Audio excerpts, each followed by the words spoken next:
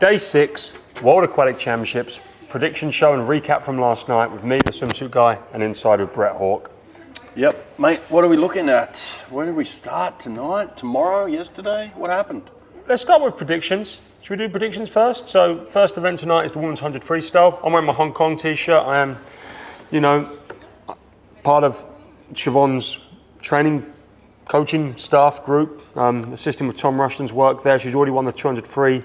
She's won the bronze medal in the 100 breaststroke. She's in lane 5 tonight.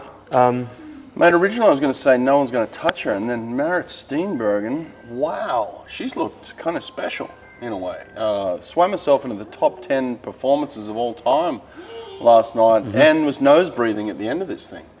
Look, she looks good. So look, Siobhan is the class 100 freestyler here, but she's got a work cut out for sure, doesn't she? Yeah, I mean, look, 52.5 is no slouch in a semi-final. She went out really conservative. Anna Hopkin dominated that semi-final to the 50, and then Marit just appeared off the wall miles ahead and just steam trained home in 26.7. Siobhan was quite conservative last night. She got to the wall at 50 at 25.1 and just done what she needed to do to get through. She won a heat. She had such a lead. She dominates that first 50, and it looks like if we see a repeat of the semi-finals, at least we've got a tale of two halves, Siobhan with the front end, Marit with the back end. Can I just ask you a question? Why is Kate Douglas not a 5100 freestyler? I don't know much about Kate Douglas and her training, but she trained with one of the best sprint coaches in America. I've asked him the same question, and he was kind of, confused by it as well. Is she the fastest yards, 50-yard freestyler ever? Is she? Yeah, fastest in history. Fastest. And she also does 2 IM, 2 breast, and she goes fast a lot, and except in long course 100 freestyles. For some reason, this is her nemesis. I don't know why she's not as good as Siobhan or Marit or even Shayna Jack, maybe. This is just a question. I don't know. I don't know what's going on with Kate Douglas in the 100 freestyle, but my God, she's good at everything else. This is going to be a good race, by the way. I think it's going to be a race between the two in 4 and 5, Marit and Siobhan. Shayna will be fighting for the minor placings. Kate Douglas will be there. Anna Hopkin looked really good last night. Really good, yeah. I did have a thing to say. I wanted to say to Anna about her freestyle. She buries her head. Her whole head was underwater. She's got a really nice straight arm freestyle. If you're looking at a straight arm for women, she's got a really good one. Powerful kick at the back, perfect straight arm over the top, but she buries her head. Her whole head was submerged. I don't like that personally. So if you are a swimmer or a coach watching this, the freestyle head position, you should be looking down, Cam McAvoy, look at the underwater shot, directly down, but your head has to be high. If the water gets stuck on the back, it pushes you down, you end up it's not good. So your eyes need to be down like Anna's doing, but your head needs to be high. Almost like that sort of guy. That's the one thing holding her back right now, but other than that, she looked really good. Okay, well, yeah, I'm backing Siobhan to win. I can't do anything but that, and I think Siobhan's a winner. But as we go through these predictions tonight, let us know in the comments who you think is going to win. Do you think Kate Douglas has been holding back and is going to destroy the field? If so, let us know in the comments. Yeah, no, I'm going with Siobhan here as well. She's going to be a 2-time winner here. Two-time winner, wow. Yeah, so she's won the 200. She's going to win the 100, I believe. So, be a good swim, though. Yeah, and then next women's event tonight is the women's 200 breaststroke. The semi-finals were abysmal how slow it was to make it, but we have got... Kate Douglas is back. She's gone back-to-back events? She's going back-to-back events. Wow. 100 free into a 200 breast? Who does that? But no break? Well, no, there's been some semi-finals in between them. So there'll be some semi-finals. Right. So I can just pull up... I don't have it. There's some semi-finals in between them. Oh, okay. All right, yeah. She does get a little break. Okay, good. It's not back-to-back, but... Fair enough. All right. So 200 breast... Oh, wow. Girl from the Netherlands, 221. I didn't even see that. That was a PB, new national record. She's good. Of course it was. She's good. That was fast. Mona McSherry out there, the Irish girl, out in lane 1. You got the Czech Republic. Wow, 221. That'll be a good race between her and Kate Douglas, I would imagine. Kate was obviously 219.5 not too long ago at a US meet. I'm just going to quickly pull up the event order so we can see what Kate Douglas is taking on.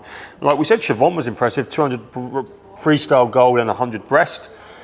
Kate's like the other way around. Siobhan does the 200 free and the 100 breast, and Kate's doing the 200 breast and the 100 free. Interesting little lineup. So, okay, the schedule's tonight. Women's 100 free, 7 o'clock, 7 p.m., first race. Then is the men's 100 fly semis, women's 200 back semis, men's 50 free semis, and then the women's 200 breast final. Oh, okay, right. I'll probably be out the door by that stage after men's 50 free, but this will be a good race. Yeah. Looking forward to hearing how it goes. I think Tess Shooting's going to win. She looks great. Nah, Kate Douglas. Kate Douglas. Men's 200 back. Well, did you watch this? So we've got Jack Aikens, American, who looked really good in the semi-final, but Hugo Gonzalez, what a monster, eh? Cowboy. I'm going Cow. I'm just throwing Cow out there. I was struggling for a second. I was like, where's Peter Coetzee? He just scraped in, lane 8. Yeah, well, it's really close. Look, 156.3 is fastest seed, 157.0 is 8th. So the whole top 8 are separated by 0.7 in this men's 200 back final. Wow. So it could go anywhere, really, but...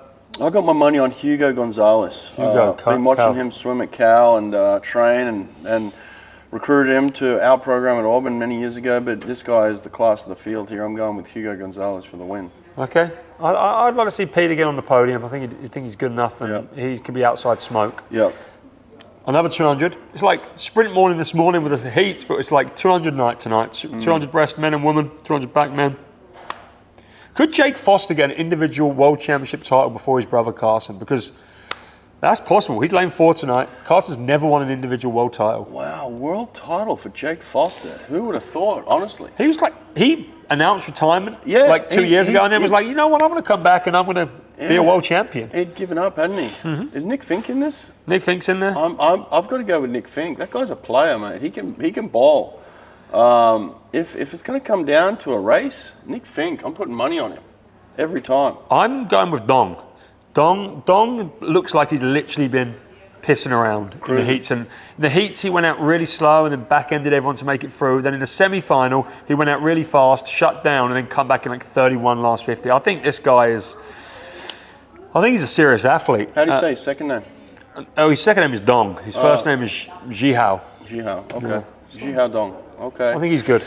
All right, see how he does. So yeah, that's the finals for tonight. There's the men's 4x2, but this meet is not really worth talking about relays. Relays are, quite frankly, abysmal here. Yeah, there was some swims this morning that were very, very suspect. Yep.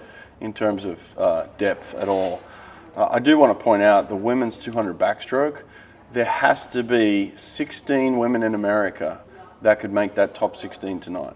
I mean, the top 16, what was it? 213. 213? World record plus 10. There's 100% certainty that there are 16 women in America right now that could swim faster than that top 16 that it took to get through to the semi-final of the World Championships.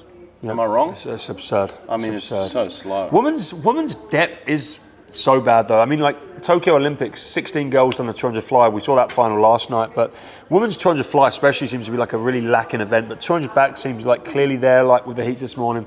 Women's 200 breast heats yesterday, 228 making a semi-final. It's like at least the men's meet here, like the 53 this morning was pretty sharp to make it back. Yeah. The women's meet here, especially on these 200s, it's just, honestly, it's quite sad, really, what's making it a semi-final swim. Yeah. But it doesn't have a world championship feel. A lot of people are texting me. They're saying, "How's it going out there?" It doesn't have a world champ feel, does it? It has a World Cup feel to me. But then again, there was a straight semi-final. If you swam a women's 200 fly at the Tokyo Olympics, you guaranteed a semi-final. I think, going back to something you're preaching a lot, we need to keep swimmers in swimming. We need to keep people engaged with the sport, engaged with training. Training sucks at the best of times. So if we're making training that purposely sucks for the sake of sucking, people quit and we end up with weak fields.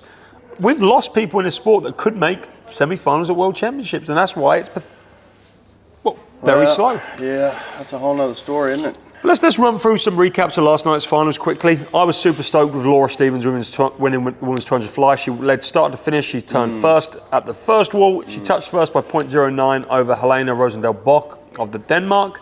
I've known Laura since she was 10 years old. We both swam at Colchester Swimming Club together. Her and my little sister traded club records back and forth. She's a good friend, and I'm just absolutely ecstatic she's a world champion. And that's all I really want to say on that event. Yeah, good win for her. Good shot at taking a world title where it's a little weak. Take it while you can get it, Absolutely, and I'm glad her coach Dave Hemmings really pushed her into coming to this event because she's a world champion richer and 20 grand richer as well. Yeah. 100 free. That was the main talk of yesterday's show. We pretty much predicted that it wasn't going to be a world record. Yep. We knew that. I didn't think it was going to be this slow. I echo your thoughts. 47.5. Very surprised with that. He went out actually fairly comfortable. He didn't come home very well. 24.9 on the back end for somebody that has this, incredible endurance background. Not a great second. I can't even take you seriously. Endurance background. Look at you. Well, mate, I've been taking some heat for his background, and it didn't show up here. I had a conversation on the bus on the way home with a Finnish swimmer, and he was saying how he's a 50 freestyler, and he's doing a lot of threshold, but he's like, it's really good, so I can do like back-to-back racing. I'm like, I had the same conversation with Cam McAvoy's coach, and he's saying because he trains like he does loads of races in a training session, he can do lots of racing. Why would threshold make you really good at back-to-back racing? Well, Panjan Lee, with his massive aerobic background that everyone keeps preaching about, clearly can't put together an 8-day meet because he's 0.7 slower in about 6 days' time. Yeah. I'm sorry, threshold training doesn't make you better at back-to-back racing. And what an absurd thought, hey, Brett? Well, mate, listen, again, I could go on forever about this. I think I have at times. Maybe this isn't the platform to do it right here and there, but look, I think there's an argument to say that Pan has the talent and has the skill, has the ability, but he's not backing up the way he should. 47.5 is a weak backup after that relay. That's not going to win him the Olympic gold if he puts that out at the Olympic Games. No, if he gets a world record on that day one relay and then comes and adds 0.7. Yeah. I mean, talk about Caleb Dressel. He's always been the other way around. He normally sets the tone with the meet, goes out. They lead him off. They normally lead him off. 47.3, and then he's 46.9 or 47.0. He's someone who gets better in the individual. Yeah, that's not a good look going backwards. So post-race interview, he said he was nervous for the individual. He was nervous. Yeah. Wow. Okay. Well, look again. He's young. Same thing I said yesterday. He's done his best times at the front of that relay. He did his 46 swim the first time round at the front of the relay.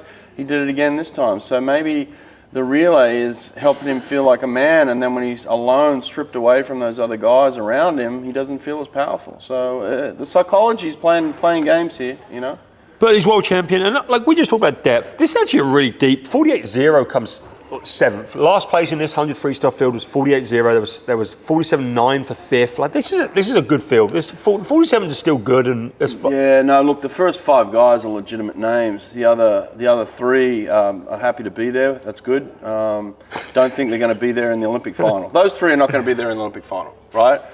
6 and 7, they tied for 7th. They're not making the Olympic final. Not with 48.0, they're not. No, they're not. So. No. Okay, that happened last night. As did the men's 2 IM. This is the race no one could call. Did you watch this race? Which one was this? The men's 200 IM. Oh yeah, I did watch. I did watch this. It was not good from start to finish. I called Shane Cassis, and Shane, come on, you've got to stop. You got to stop this, my friend. You are a legitimately good enough swimmer to be winning this world title. You are. If I'm going to go that way, I could say the same about Duncan Scott. I go too easy on Duncan sometimes. I love Duncan Scott. I am a huge Duncan Scott fan. Why can't he win the big one? What about Carson? Carson, no individual titles. I mean, look at the names in this field. Finley Knox, though, Finley we Knox, can give credit where credit's due. He had the swim of his life. 27.7 on the back end there. Swim of his life. 3rd life. at 150, and he said, you know what? If no one wants to win this race, I'll just freaking come past you and take it. Dominated it. Does 56.6 win an Olympic medal? No. No, but it wins a world title, and Finley was the one that got it done in the end. And he beat swam past a bunch of people. Rossetti, swam past a bunch Carson, of people. It wasn't fighting. Shane. He swam past people. So you just let him go, and he won that world title based on the fact that he wanted to swim past you and win this one. He pushed off the freestyle half a second behind Carson Foster, who's a world-class 200 freestyler and 400 freestyler. Right. Half a second he pushed off behind him. He outsplit him by 0.9 on the last 50. That's what I'm saying. That's just dog. Finley Knox, you're a dog. He's got that dog in him. I like that. Good win for him. But my God, where's the dog in the other boys? No one wanted to win. And 50 back. This was actually a really good race. Iona Anderson, we talked about her yesterday, great on the surface, coached by Ben Hickson. She was miles behind Claire Curzon at 15, and she somehow nearly won, coming up 0.02 short to Claire. Claire done the old drop the mic, like, oh yeah, I'm working on the 200 back. This was a fun event, and I still won it. But she could do the triple. Ouch. Yeah, look, it's a shame this is an Olympic event. You know, it really would improve the field here. But yeah, it is a fun event right now. It's just a fun world championship. 20 grand. Fun. Yeah, she won a little fun. 20 grand. 30 grand. So, but it's not world class swimming right there. 7.4 is good. It's okay. I mean, the world record's 6'8". You're talking about 6'10". It's a body length. Yeah. Body length's a long way in a 50. Yeah. Long way. Yeah, I saw Cam McAvoy win by body length this morning. Yeah, body length. Anyway, again, it feels like a World Cup right now, some of these events. But look, if we get a world record tonight, we're going to go back to feeling like it's a legitimate world title win. So hopefully we get one off. I want another world record. I like that one on night one. I want 2 more world records before we leave. I want a women's fly or a women's 50 free. I think we're going to get one of them. I think one of those. I think we get women and men's 53. I said that earlier. I said that 2 weeks ago on our show, you know. Let's get 2 more world records before we get out of this place. All right, guys. Cheers for watching. Comment, like, Inside of Brett Hawke, Swimsuit Guy. Check out our stuff. Cheers, guys. See you on the next one. Yep.